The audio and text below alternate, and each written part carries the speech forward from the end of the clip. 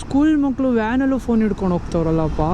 ಆಮೇಲೆ ಕಾರ್ಡ್ಸ್ ಆಡ್ತಾ ಇದ್ದಾರೆ, ಒಬ್ಬ ಫೋನ್ ಯೂಸ್ ಮಾಡ್ತಾ ಇದ್ದಾನೆ.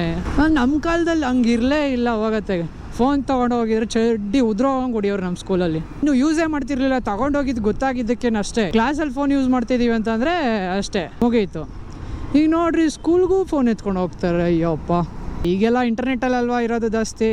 ಈಗ ಟೀಚರ್ಸ್ಗಳು ಅಷ್ಟೇ. ನಮ್ಮ ಕಾಲದಲ್ಲಿ ಇತ್ತು ಟೀಚರ್ಸ್ಗಳು, ಅವರು ಸ್ಟಡಿ ಮಾಡಿಕೊಂಡು ಒಂದು ದಿವಸದ ಮುಂಚೆ ಈಗ ನಾಳೆ ಮಕ್ಳಿಗೆ ಹೇಳ್ಬೇಕಂತಂದರೆ ಟೀಚರ್ಸ್ ಎಲ್ಲ ಈಗಲೇ ಇವತ್ತೇ ಪ್ಲ್ಯಾನ್ ಮಾಡಿಕೊಂಡು ಅವರು ಕಲ್ತ್ಕೊಂಡು ಆಮೇಲೆ ನಮ್ಗೆ ಹೇಳ್ಕೊಡೋಕೆ ಬರ್ತಿದ್ರು ನಮ್ಮ ಕಾಲದಲ್ಲಿ.